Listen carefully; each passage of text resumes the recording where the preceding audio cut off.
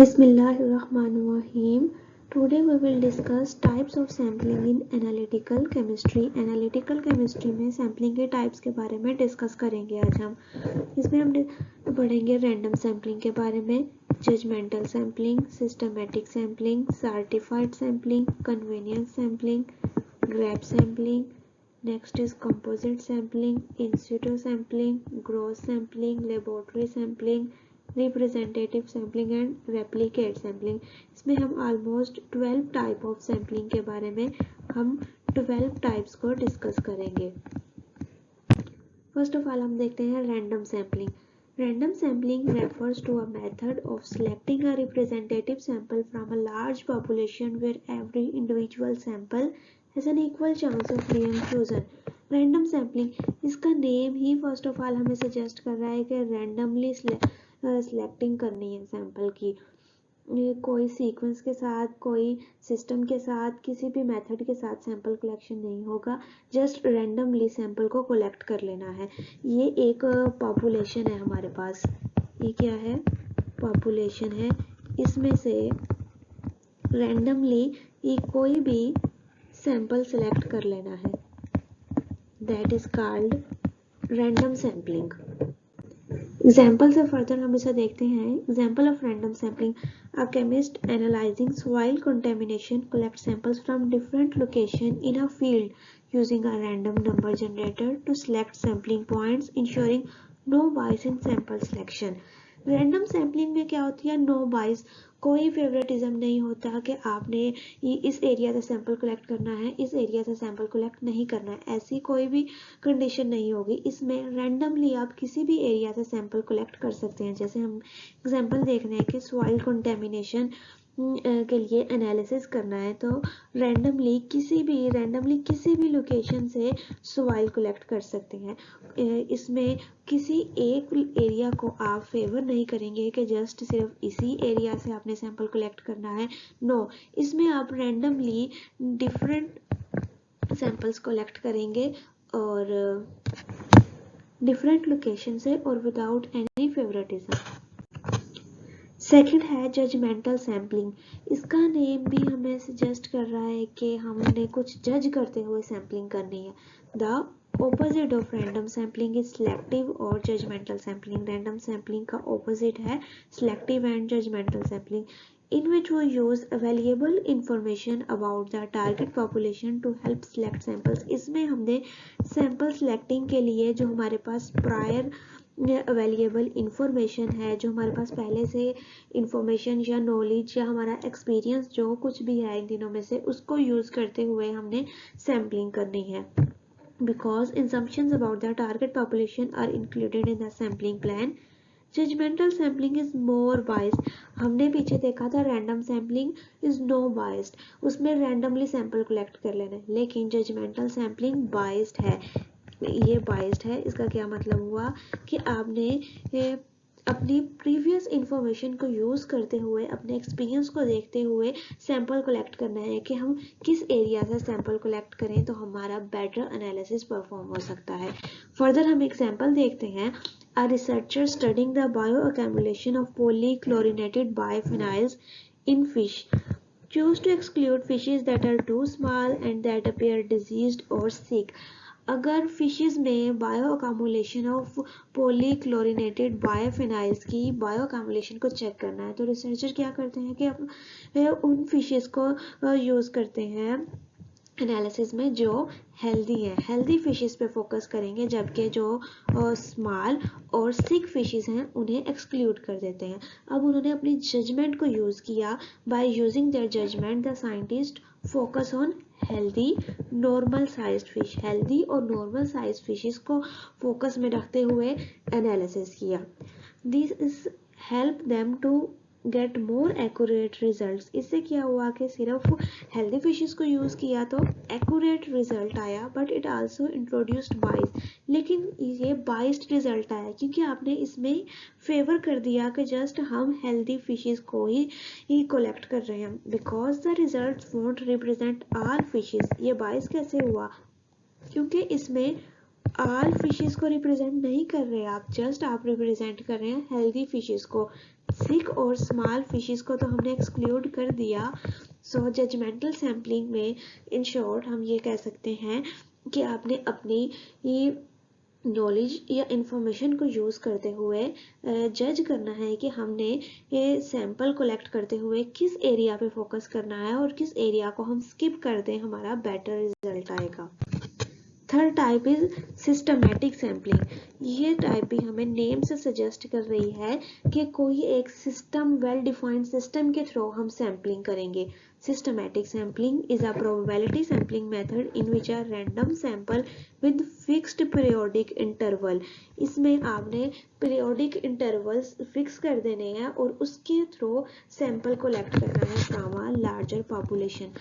Fixed periodic interval, जो हमने periodic intervals fix कर दिए कि इतने intervals के बाद, इतने gap के बाद हम sample collect करेंगे, उन्हें कहेंगे sampling interval। is calculated by dividing the population size by the desired sample size। इसको हम एक एग्जांपल के साथ क्लियर करते हैं। एग्जाम्पल ऑफ सिस्टमैटिक सैम्पलिंग में है a pharmaceutical lab monitors the uniformity of a tablet batch. एक टैबलेट बैच के एनालिसिस में हम क्या करते हैं कि सिस्टमैटिक सैम्पलिंग के थ्रू हम सिलेक्ट कर लेते हैं every 10th tablet from a production line for analysis. हम कह रहे हैं कि हमने एनालिसिस करना था और उसमें हमने प्रोडक्शन लाइन में से एवरी 10th टैबलेट को सिलेक्ट कर लेते हैं एनालिसिस के लिए। तो यहाँ पे पीरियोडिक इंटरवल जो हमने फिक्स किया वो क्या होगा, फिक्स्ड पीरियोडिक इंटरवल इज 10 क्या मतलब हुआ कि which means after checking one tablet, आपने फर्स्ट टैबलेट को चेक किया, उसके बाद आप 9 टैबलेट्स को स्किप कर देंगे और उसके बाद आप कौन सी टैबलेट चेक करेंगे, 10th टैबलेट चेक करेंगे। फिक्स्ड पीरियोडिक इंटरवल यहाँ पे क्या है 10, which means after checking one tablet you skip 9 and pick the next one। This method is easy and organized। ये method easy है और organized है, but it might miss some hidden patterns if there something wrong that repeats every 10th tablet। इसमें क्या है कि कुछ hidden patterns को आप मिक्स कर देते हैं कि आप 1 to 1st और 10th टैबलेट चेक कर रहे हैं, दरमियान से आपने 9th को स्किप कर दिया। हो सकता है कि उन 9th में कोई प्रॉब्लम आ रही हो सकता है ये भी हो सकता है कि एवरी 10th टैबलेट में कोई ना कोई प्रॉब्लम आ रही हो और वो सब सेम चीज शो कर रहे हैं। Next is stratified sampling. Stratified sampling में क्या होता है, in stratified sampling target population is divided into strata. जो टारगेट पॉपुलेशन है ना, टारगेट पॉपुलेशन, इसको डिवाइड कर देना है डिफरेंट ग्रुप्स में। इन ग्रुप्स को क्या कहते हैं, स्ट्रैटा। डिफरेंट ग्रुप्स में पॉपुलेशन को डिवाइड करेंगे और उन ग्रुप्स को क्या कहेंगे, स्ट्रैटा। अब ग्रुप्स में डिवाइड कर दिया, अब हर ग्रुप से रैंडमली सैंपल कलेक्ट कर लेना है and random samples are collected from within each stratum. हर ग्रुप से, हर स्ट्रेटा से रैंडमली सैंपल कलेक्ट करना है। स्ट्रेटा आर एनालाइज्ड सेपरेटली और इनको सेपरेटली एनालाइज करना है और इन द एंड इन सब को सम अप कर देना है ताकि हमें ओवरऑल पॉपुलेशन का रिजल्ट मिल सके। एग्जाम्पल देखते हैं। Example of stratified sampling and air pollution study divides a city into different zones. हम एक सिटी की एयर पोल्यूशन स्टडी करना चाह रहे हैं तो हम उस सिटी को डिफरेंट जोन्स में डिवाइड कर देते हैं। हम इंडस्ट्रियल एरिया में, रेजिडेंशियल एरिया और कमर्शियल एरिया, 3 एरियाज में डिवाइड कर देते हैं और इन तीनों एरिया से एयर सैंपल कलेक्ट करते हैं और उनका एनालिसिस करते हैं और इन द एंड उन सबको सम अप करते हैं ताकि हमें एक कॉम्प्रिहेंसिव ओवरऑल रिजल्ट मिल सके सिटी में एयर पोल्यूशन का। Instead of random sampling from the whole city, हमने क्या होल सिटी से रैंडम सैम्पलिंग करने की बजाय हमने क्या किया, हमने उसको 3 एरियाज में डिवाइड कर लिया और हर एरिया से सेपरेटली सैंपल कलेक्ट किया और उन तीनों को कंबाइन किया ताकि हमें ओवरऑल रिजल्ट मिल सके एयर पोल्यूशन का। यहाँ तक स्ट्रैटिफाइड सैम्पलिंग क्लियर हो गया। इसके बाद नेक्स्ट हम देखते हैं कन्वीनियंस सैम्पलिंग। कन्वीनियंस किसे कहते हैं, अपनी आसानी को, इजी को। या इजीनेस को। Convenience sampling means choosing samples that are easy to reach, वो सैंपल्स चूज करना जो कि इजी हैं कलेक्ट करने के लिए, करने में हमारे, rather than picking them randomly और सिस्टमेटिकली। इसमें सैंपल को ना ही रैंडमली कलेक्ट करना है और ना ही सिस्टमेटिकली, सैंपल को अपनी इजीनेस में, अपनी आसानी में देखना है कि जो सैंपल आपके लिए इजी है कलेक्ट करना, उसे आप कलेक्ट करेंगे। A sampling plan in which samples are collected, sample हमने कलेक्ट किए क्योंकि वो easily obtained थे। Convenient sampling refers to the practice of selecting a sample from a population, एक population से सैंपल कलेक्ट करना उसकी accessibility और availability की बेस पे। इसमें आपने सैंपल कलेक्शन करनी है accessibility, availability और easily obtained, इन तीन बेसिस पे सैंपल कलेक्शन करनी है। एग्जाम्पल देखते हैं हम। A researcher testing lead levels in school drinking water, school drinking water में lead level टेस्ट करना है। तो अब रिसर्चर सैंपल कलेक्ट करना है, वाटर सैंपल कलेक्ट करना है, तो उन टैब से वाटर कलेक्ट किया जाएगा जो कि टैब्स इजीली असेसिबल थी, जो कि फ्रंट टैब पे टैब्स थी, उनसे सैंपल कलेक्ट करते हैं rather than collecting from the all water sources. बजाय इसके कि हम सारे स्कूल में जितने भी वाटर सोर्सेज हैं, जितनी भी वाटर टैब्स हैं, वहाँ से सैंपल कलेक्ट करें, इसकी बजाय हम सिर्फ उन्हीं वाटर टैब से सैंपल कलेक्ट कर लेते हैं जो हमारे लिए इजीली असेसिबल हैं, जो कि फ्रंट साइड पे हैं। ये मेथड क्विक है और सिंपल है, जस्ट आपने जो आपकी आसानी में चीज़ें आई वहाँ से सैंपल कलेक्ट कर लिया, क्विक है। और but it may not show the true lead levels in the entire school, लेकिन इसका एक डिसएडवांटेज क्या है कि ये ट्रू लेड लेवल शो नहीं करेगा इंटायर स्कूल, सारे स्कूल के वाटर सोर्सेज से हमें लेड लेवल का नहीं पता लगेगा, क्योंकि हमने बहुत सारे सोर्सेज उन्हें मिस कर दिया था, हमने सिर्फ उन्हें ही कलेक्ट किया था, वहीं से सैंपल कलेक्ट किया था जो हमारे लिए ईजी थे उनकी कलेक्शन करना। तो जिनको हमने जिन एरिया से सैंपल नहीं कलेक्ट किया तो मे बी वहाँ पे लेड लेवल ज़्यादा थे और हमने उन्हें अब मिस कर चुके हैं, तो दैट्स वाई हमारा एनालिसिस बेटर नहीं होगा इतना ज़्यादा। Next is grab sampling. Grab sampling refers to method of collecting a single sample. इसमें आपने एक सिंगल सैंपल कलेक्ट करना है from a system at a specific point, एक स्पेसिफिक टाइम पे और एक स्पेसिफिक लोकेशन पे आपने एक सिंगल सैंपल कलेक्ट करना है। Grab sampling is often used when rapid analysis is needed, जब रैपिड एनालिसिस रिक्वायर्ड है तो हम ग्रैब सैम्पलिंग करेंगे। उसमें क्या करेंगे, एक खास वक्त और एक खास लोकेशन से एक हमने सिंगल सैंपल कलेक्ट कर लेना है। Example of grab sampling. A chemist collects a single water sample from a river to test for pesticide residue at that specific moment. अब इसमें क्या है कि एक स्पेसिफिक टाइम पे एक केमिस्ट ने एक वाटर रिवर से वाटर सैंपल कलेक्ट कर लिया और उससे अपना रिजल्ट फाइंड आउट कर लिया, लेकिन ये सैम्पलिंग भी ऐसा जितनी अच्छी नहीं है। हो सकता है कि जिस टाइम पे आपने सैंपल कलेक्ट किया उस टाइम पे पेस्टिसाइड रेजिड्यूज उसमें अवेलेबल ना हो इतने ज़्यादा, और ओवरऑल डे में पेस्टिसाइड रेजिड्यूज ज़्यादा हो वाटर में। दिस गिव क्विक रिजल्ट्स, इससे हमें रिजल्ट्स तो क्विक मिल जाते हैं, but only tells what happening at that exact moment. ये सैम्पलिंग हमें सिर्फ वो चीज़ बताती है कि जिस टाइम पे हमने सैंपल कलेक्ट किया उस टाइम पे पेस्टिसाइड्स रेजिड्यू क्या था, notes what happening in the river all the day. हमें ये नहीं बताएगी कि ओवरऑल सारे के सारे दिन में क्या पेस्टिसाइड रेजिड्यू था। ये भी हो सकता है कि जिस टाइम हमने वाटर सैंपल लिया उस टाइम रेजिड्यू लेवल कम हो और बाकी सारा दिन में रेजिड्यू लेवल, पेस्टिसाइड का रेजिड्यू लेवल ज़्यादा हो, तो इसकी हम तो सिर्फ अपने स्पेसिफिक टाइम के अकॉर्डिंग एनालिसिस का रिजल्ट फाइंड आउट कर लेंगे। तो माइट भी पॉसिबल कि बाकी सारा दिन पेस्टिसाइड रेजिड्यू लेवल ज़्यादा हो। So this method is not also beneficial very.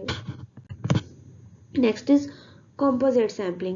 Composite sampling refers to a technique where multiple individual samples or grab samples are collected from a large population over a period of time and then combined into a single composite for analysis. क्या मतलब इसका? मतलब कि composite sampling में हमने काफ़ी सारे multiple individual samples यानी कि ग्रैब सैंपल्स कलेक्ट करने हैं एक लार्जर पॉपुलेशन से। एक स्पेसिफिक टाइम में आपने मल्टीपल काफ़ी सारे सैंपल्स कलेक्ट करने हैं और इन द एंड उन सब सैंपल्स को कंबाइन कर देना है एनालिसिस के लिए, that is composite sampling. Further हम देखते हैं composite sampling meaning collecting several small samples. ठीक है, काफ़ी सारे स्मॉल सैंपल्स कलेक्ट करने हैं और उनको मिक्स कर देना है एक बिग सैंपल में, mixing them into one big sample for testing के लिए उनको मिक्सअप कर देना है। Example of composite sampling. A wastewater treatment plant collects overlay samples over 24 hours. इसमें हम देखते हैं कि एक वेस्ट वाटर ट्रीटमेंट प्लांट है जो 24 घंटों में से हर घंटे के बाद ओवरली सैंपल कलेक्ट कर रहा है। सारा दिन में से हर घंटे के बाद सैंपल कलेक्ट किया और 24 सैंपल कलेक्ट हो गए। हमने 24 घंटों में हर घंटे के बाद सैंपल कलेक्ट किया तो हमारे पास कितने सैंपल कलेक्ट हो गए? 24। अब उन 24 सैंपल्स को कंबाइन किया एक सिंगल सैंपल में ताकि हमें एवरेज मिल सके कि डेली पोल्यूशन लेवल कितना था।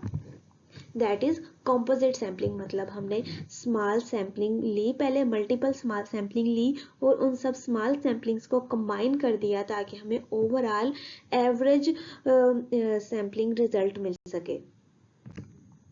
Next is in situ sampling. Sampling done within the population without physically removing the sample. वो सैम्पलिंग जो हम विदिन द पॉपुलेशन के अंदर ही कर लेते हैं, फिजिकली रिमूव नहीं करने की ज़रूरत पड़ती इसमें सैंपल को। मतलब क्या, पॉपुलेशन में ही ये सैम्पलिंग हो जाती है, सैंपल को बाहर रिमूव करने की ज़रूरत नहीं होती। The process of directly analysing a sample with in its natural environment, जिस पॉपुलेशन में था हमारा सैंपल वहीं में हमने उसके एनालिसिस कर लिया, हमने उसको रिमूव नहीं किया विदाउट रिमूविंग और सिग्निफिकेंटली आल्टरिंग। कैसे हम कर सकते हैं? उसी के अंदर directly by inserting a sensor, एक सेंसर या प्रोब इंसर्ट करके सैंपल मैट्रिक्स में हम एनालिसिस कर सकते हैं। हम इसको फर्दर एग्जांपल के साथ देखते हैं। Example of in Situ sampling, the pH of a solution moving through an industrial production line. एक सॉल्यूशन है जो कि इंडस्ट्रियल प्रोडक्शन लाइन में है, उसकी अब हमने पीएच फाउंड आउट करनी है। That can be continually measured by immersing a pH electrode within the solution flow. पर प्रोडक्शन लाइन में जो सॉल्यूशन फ्लो कर रहा है, हम डायरेक्टली क्या करते हैं, उसके अंदर पीएच इलेक्ट्रोड डिप करते हैं और उसकी पीएच को फाउंड आउट कर लेते हैं। सो इसमें क्या किया हमने पॉपुलेशन से सैंपल को बाहर रिमूव नहीं किया, डायरेक्टली उसी से एनालिसिस कर लिया। And the next is gross sampling. Gross sampling refers to initial large sample collected from a bulk material. हमारे पास bulk material या जो population थी उससे हमने at the start जो sample collect किया, initial large sample जो collect किया, that will be gross sample. और वो सैंपल रिप्रेजेंट कर रहा होगा, ज़रूरी है कि वो रिप्रेजेंटेटिव हो इंटायर पॉपुलेशन का। Ideally gross sampling is a miniature replica of the entire mass of the material. Gross sampling mini version है पॉपुलेशन का। ग्रोस सैम्पलिंग क्या है? पॉपुलेशन का, होल पॉपुलेशन का एक मिनी वर्जन है। Example of gross sampling, a mining company collects a large bulk sample of ore from a mine. ठीक है, एक माइनिंग कंपनी है, वो एक माइन से लार्ज सैंपल और का कलेक्ट कर लेती है, लार्ज बल्क सैंपल कलेक्ट करती है ताकि एनालाइज किया जा सके मेटल कंटेंट को। अब हम ओवरऑल सारी की सारी माइन का एनालिसिस तो नहीं कर सकते ना, उसमें से एक हमने लार्ज बल्क लिया और उसका एनालिसिस किया ताकि हमें ओवरऑल मेटल कंटेंट का पता लग जाए। That is gross sampling. After we study laboratory sampling, हमने ग्रोस सैम्पलिंग, पॉपुलेशन थी, उससे जो पॉपुलेशन था बल्क मटेरियल, लेकिन जो पॉपुलेशन से हमने इनिशियल सैंपल कलेक्ट किया, that will be gross sampling. अब ग्रोस सैम्पलिंग भी बल्क में थी, अब हमने जब ग्रोस सैम्पलिंग को रिड्यूस करना है in size, it will give us laboratory sampling. हमने साइज में रिड्यूस किया ताकि हम एक होमोजेनाइज्ड प्रिपेयर कर सकें sample. The composition of gross sample and laboratory sample must closely resemble to average composition of total mass. अब ग्रॉस सैंपल, लेबोरेटरी सैंपल, इन दोनों की कंपोजिशन मैच करनी चाहिए हमारे जो हमारा पॉपुलेशन था बल्क मटेरियल के साथ था उसको रिप्रेजेंट करे। जो क्वालिटीज जो प्रॉपर्टीज बल्क मटेरियल में हैं वही सेम प्रॉपर्टीज ग्रॉस सैंपल में और लेबोरेटरी सैंपल में होनी चाहिए। Example of laboratory sample, a forensic lab receives a blood sample and extracts a portion for toxicology analysis while retaining the rest for further testing if needed। ठीक है, एक blood sample लिया जाता है, एक ब्लड सैंपल लिया, लेकिन उसमें से एक स्मॉल पोर्शन को यूज करते हैं एनालिसिस के लिए, जबकि बाकी जो पोर्शन है उसको फर्दर टेस्टिंग के लिए रखा जाता है। जो ब्लड सैंपल हमने कलेक्ट किया वो था ग्रॉस सैंपल। अब उसमें से हमने एक एक्सट्रैक्ट कर लिया further small portion that will be the laboratory sampling और उससे हमने एनालिसिस किया। नेक्स्ट है representative sampling. Representative sample refers to small portion of large material that accurately reflects the composition and properties of the entire material being analyzed। Representative sampling, इसका name हमें suggest कर रहा है कि ये रिप्रेजेंट करना चाहिए किसको, सैंपल किसको रिप्रेजेंट करेगा, पॉपुलेशन को। पॉपुलेशन क्या है, जो बल्क मटेरियल है जहाँ से हम सैंपल कलेक्ट कर रहे हैं।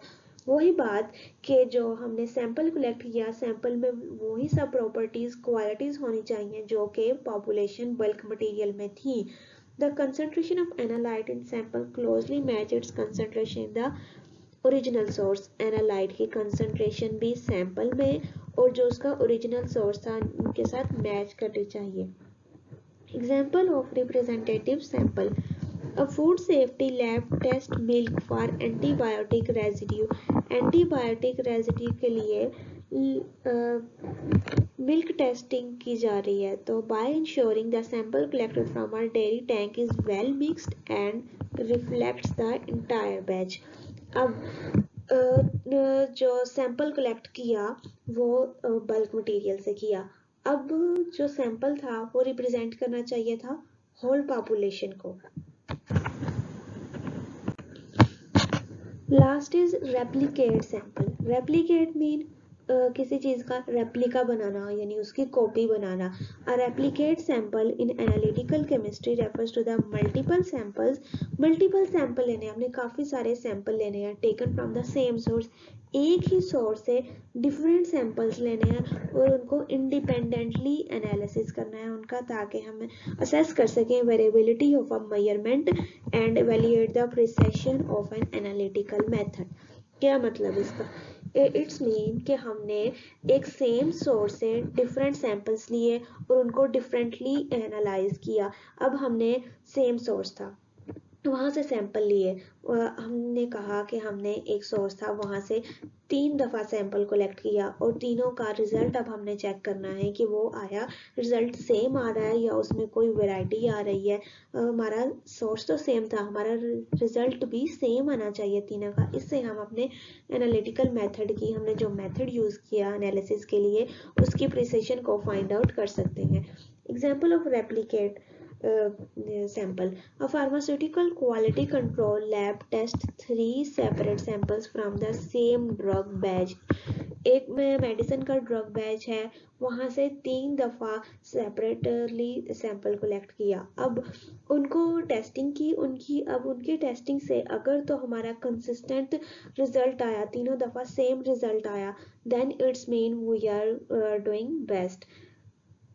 A pharmaceutical quality control lab tests 3 separate samples from same drug to ensure consistency in active ingredient concentration। हमने 3 दफा सैंपल कलेक्ट किया और अब हम उसमें टेस्ट कर रहे हैं एक्टिव इंग्रेडिएंट कंसंट्रेशन। अगर तो कंसिस्टेंसी आई तीनों दफा में तो मतलब हमने सैंपल सही से कलेक्ट किया है, हमने अपना एनालिसिस अपनी टेस्टिंग भी सही से परफॉर्म की है। That is replicate sample. यहाँ तक हमने सैम्पलिंग की डिफरेंट टाइप्स देखी, क्या उनकी क्या डेफिनेशन है, क्या हर टाइप में सैंपल कलेक्ट करने का क्या प्रोसेस है, और हमने इनको फर्दर एग्जांपल्स के साथ एक्सप्लेन किया है. Thank you very much for listening. If you still have any problem, you can ask, and don't forget to subscribe the channel.